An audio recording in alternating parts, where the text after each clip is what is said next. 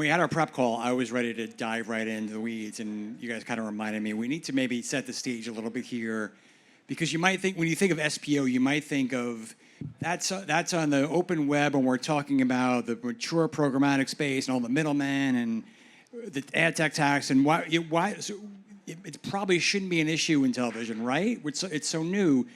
But why are we talking about this? What's coming up now? Kris, maybe start with you. But what is the issue or problem if there is one, and how should we kind of tackle it?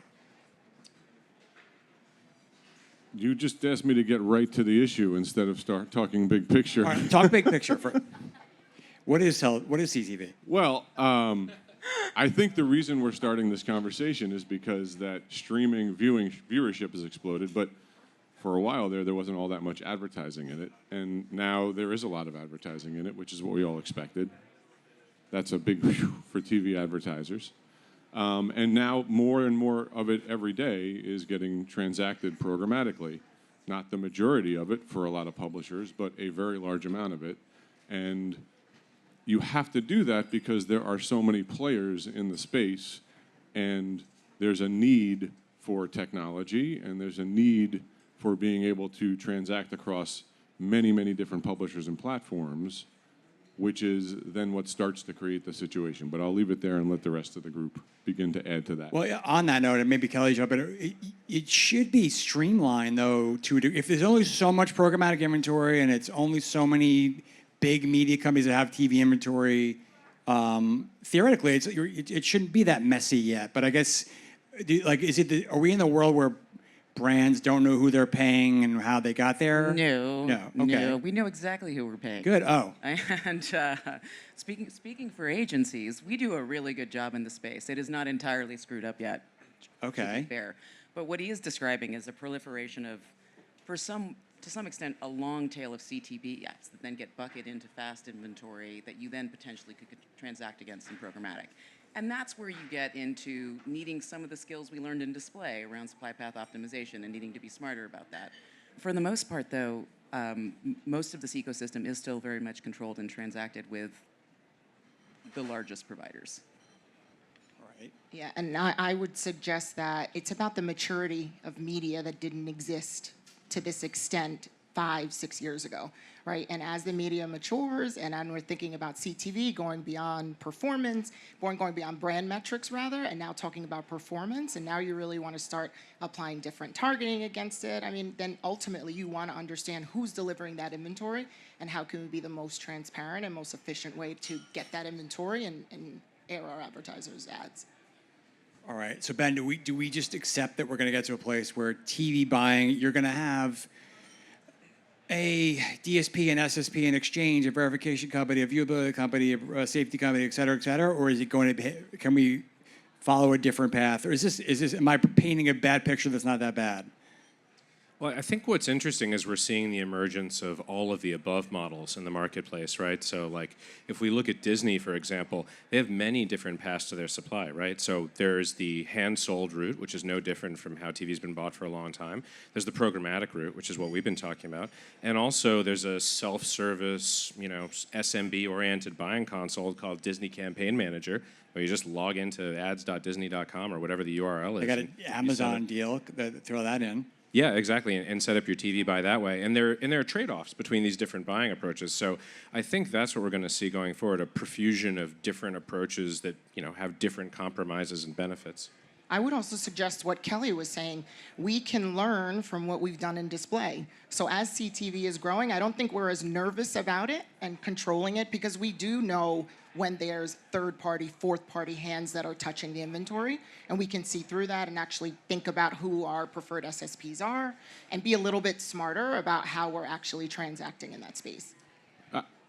If I could add one layer to that, which I think it may get a little bit to the heart of the discussion, which is there are all of these wonderful publishers that have amazing content and have amazing advertising availability for advertisers. There are now, there has become a need in the industry as more and more of it is getting transacted programmatically to be able to allow agencies and advertisers to aggregate across publishers so that they're able for a particular audience or for a brand, and there's a specific kind of content that they're interested in, and you'll get into this, I know, to curate packages of inventory across publishers and to layer audiences on top of that. And for the last several years, there's become sort of a cottage industry of platforms that provide those aggregation and curation services. And what that's kind of ballooned into is you have agencies and advertisers over here who want to spend the money out of their demand-side platforms, and you have publishers over here and their ad servers, and they're getting connected by these middle players who are doing all the aggregation and the curation, and they become somewhat, they're buying it, and they're packaging it, and they're reselling it, and I think the agencies and the advertisers are realizing that maybe they want a more direct route to that inventory, and I think that's where we're experiencing some change that needs to happen. Okay, you accused me of jumping ahead, and then you jumped ahead. Well, I know, because we weren't quite getting there, I don't Right, think. we're gonna get there to At least he curation. didn't get an Andy stare down. That's what I got. I'm getting a mic one now. It's not. I had the mic close enough to my mouth, so Yeah. maybe too close. But on Chris's point, Denise, you brought this up in the prep call, I believe. Is there a surprising to you or amount of? I guess I'm not surprised that there's so much direct buying still happening with the big guys, especially like valuable things, sports. But is it going slower than it maybe should because of the fears we're talking about and the lack of control? Like, what's holding people back from going faster? I think we need to be cognizant that there is a conversation about what inventory is actually being presented in the programmatic space. And to your point, there are still very much high-ticket items like sports, high-profile events, that again, we're all in a business where we're driving revenue, and our partners understand where they're going to be able to capitalize and actually generate more revenue by doing things more direct. So I think the more and more, and you mentioned Disney, releasing more sports inventory into the programmatic marketplace, the more and more that there's a little bit more of a release of more different types of inventory into the programmatic space, I think that's going to allow it to grow exponentially, but it really is dependent on what's being released and waterfalled into there. Ben, you talked about this, all these paths. Like, on the one hand, you read all these things, Disney's releasing XY sports to the programmatic. You can get the Olympics through programmatic. It seems like it's all there, but then under the hood, maybe it's not. Is that okay? Is that a problem? What's going on there? Yeah, what's interesting about it, and this is something I've been learning recently actually, is a lot of the delay in moving sports inventory to programmatic isn't actually on the publishers. It's being driven by what's in the league rights agreements, where they're not able to part it out on the impression level. They have to sell a whole spot. So the same spot's getting delivered to everybody. Like no dynamic ad insertion allowed. Even with exactly. these new, the new NBA deal, Amazon. That's a all these learning for me. things. I didn't know that. It's Not deal just- by deal, and it's not public, but it's a real Interesting. dynamic. I can confirm that. It's not just It's a real dynamic It's that the it's not reality dynamic. that dynamic ad insertion on an NFL game would It's probably hard. break the internet. I mean, the stream would break. Yeah, No, there are wait, time technical out. So Ben, challenges. can I They're real disagree though? technical There is a lot more sports available in streaming today. Like a year ago, there was a lot I less. don't think we I think disagree. there's a difference between tier one, tier yeah, two there's sports. there's You can't- forward motion. NFL football at Yeah. the Olympics. There's or there's the forward motion, NCAA but championship. the question was about blockers, and my answer is about that. Got it. Wow. All right, let's bring the Spicy. temperature down a little More bit. spice. All right. So, We want to make it interesting, Mike. We're just Yeah, well, Ben, I'm going to stick with you actually because you brought this up on the call. We're talking about the call was really memorable. I keep bringing it up. The way that I think things have moved forward in this space is through more safe feel. Tell me if I'm right. Safe feeling programmatic, like either guaranteed or private marketplaces versus going all the way. You talked about how those are viable, but you wish there was a middle ground, or there are some trade-offs there that people don't think about. Can you maybe get into that? Yeah, sure. So we're about to fall down the ad tech rabbit hole a little bit. We'll Yes. try to not go all the way down. But do the PMP versus PG thing yeah, first, so you can I'm set it up. about to. All right. I'm about to. You who brought up curation. All right. Okay. So I think we'll all agree that when it comes to programmatic CTV, almost all of it's either transacted through a PMP or PG, right? Outside of the walled gardens. Yeah? Okay. So what's a PMP? It's addressable. There's dynamic pricing. So, you can target individuals or households. The pricing fluctuates with market dynamics, but it's non-guaranteed. And so if there's not enough PMP inventory available, you could not hit your delivery target, which if you work at an agency, will upset your client. Now, the other deal type is called PG. It's basically the opposite. The pricing is fixed. There's no addressability, so you just have to buy everything that comes through the pipe, whether or not it's in your desired audience. But the delivery is 100% guaranteed. So you're kind of betwixt and between. If you want a 100% delivery guarantee so your client doesn't fire you, then you're stuck without addressability. And if you want addressability, then you have to worry about, well, am I actually going to deliver? Because as Denise was pointing out, maybe there's not enough inventory coming through the PMP pipes. So what we were talking about on the prep call, to your question, was like... The one that Kelly missed. Yes. It's okay. Okay. There's probably room for a new deal type that sits in between those, where maybe we can take a page from like Meta and YouTube and have a buy type that's like 99% certainty of delivery, but you keep dynamic pricing and addressability, and that would kind of be the best of both worlds. But we're kind of already there. I mean, what Kris was describing about deals that can operate across publishers, I don't have a problem with inventory anymore. I'm getting delivery. So we're kind of already there. So you don't feel that the missing piece is I want to be able to get 10 million people in a night, but I also want to be targeted. Like that's not a problem. Here's the thing. It can be a problem, but it all depends on the campaign objective. And if your campaign objective is mass reach that is very timely, the dynamic ad insertion is your worst nightmare. Why bother? If you want mass reach, you're now limited to very few mechanisms to get there, which is why the Super Bowl is so frothy. Yeah, So- I think what we're saying is compatible, because I agree with you. Like, if you have the freedom to buy across a big aggregate of publishers, then yeah, you'll figure it out. If the inventory is not coming from pub A, it'll come from pub B. But what if your client just wants you to buy on one pub or two pubs, and they want addressability, and they don't want under delivery? And I feel like that's where this can come up more, when you're constrained about like the inventory you're allowed to go after. Yeah, and if I might compare it to something that we're all very used to, it's almost the difference between an upfront and scatter marketplace. Yeah. Right? In scatter, you kind of have the opportunity to maneuver and pick the price that you want to pay based on what partner you want to do business with. There's always a chance that you might not deliver, but there's also a chance that we all know we've done scatter deals where we've said, I don't care if it was scatter, you better deliver it, right? So to your point, there is space in the middle, and I do feel every time I think about CTV and a new challenge that comes up, we think about let's look at the blueprints of all the other media types that have actually grown in the last 5 to 10 years, because I do feel like it's being repetitive. The growth of CTV, well, we looked back, well, what happened with cable? What were those prices like? How did we maneuver that? How did we put guardrails around cable and sort of think of it the same way? So I do feel, I don't know, Kelly, if you agree, a little bit better prepared. We're not as daunted by all the repeating changes. ourselves in this industry 100%. History repeats itself. We apparently are doomed to do it. Cable proliferated to hundreds of channels. Now we have hundreds of apps. Don't we love that on our TVs? It is the worst consumer experience. you can Frequency is possibly the have. best. It's terrible. So we will naturally coalesce around basically. This is the Wednesday everyone's I know, tired and right? cranky can't. It's I think good. there's. No, Chris is the only cranky one on the panel. We're I'm happy. just trying to happy. spice Look it at up. us. I'm just trying to spice it We're up. tanned.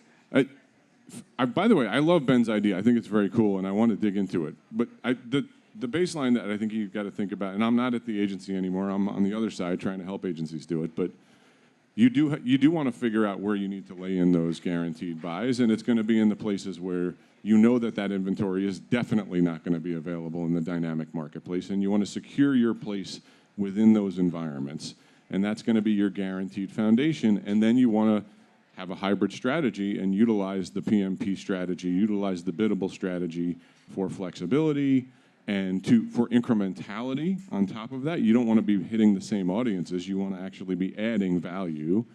And so that's like the basic approach to it.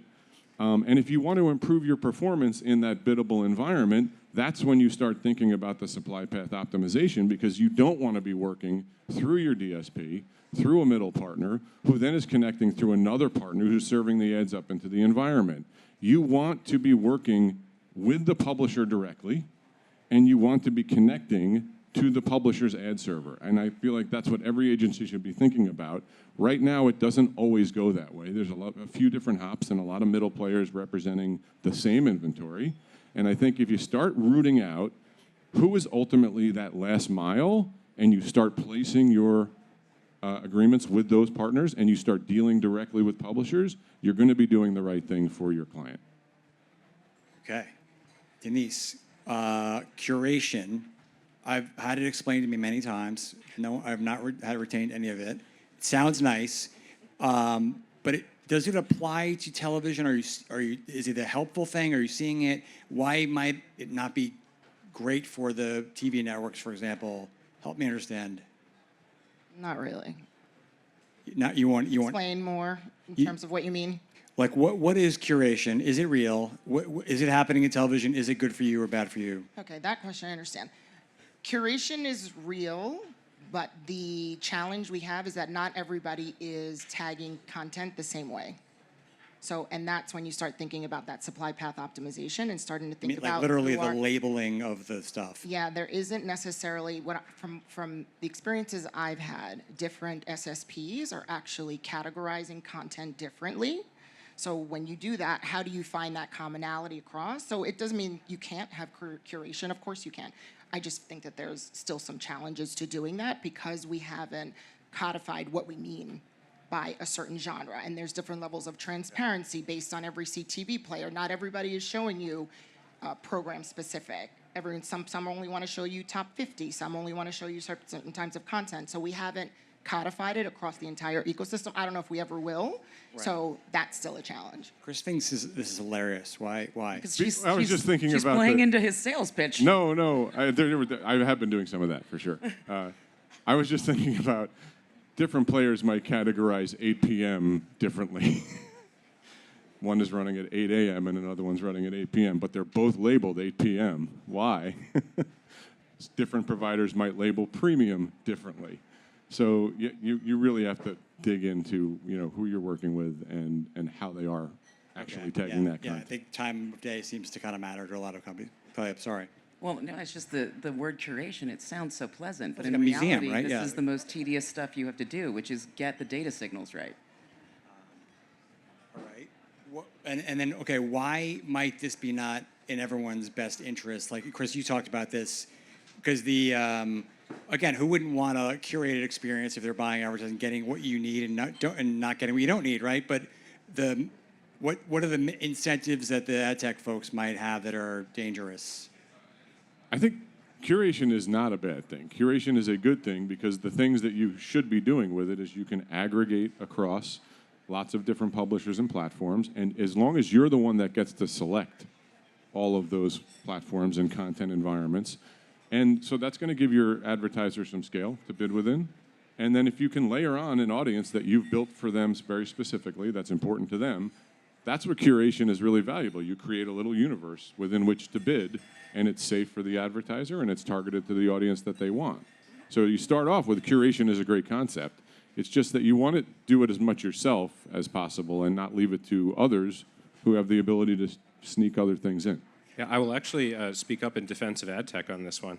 Because I actually agree. I think the incentives are quite positive. Because if you think about the fundamentals of what's going on in a programmatic buy, it's not a pipe. It's not like water's flowing through. It's actually a call and response paradigm.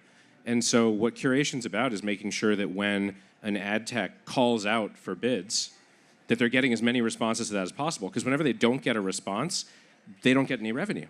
That's just a cost. So what curation is really about is trying to improve the fitness between the calls that are going out and the responses that are coming back. And I think that's actually like a good set of incentives under which we're operating. All right, we have 30 seconds. What do you each want fixed? Really quickly. Ben, start with you. Deals.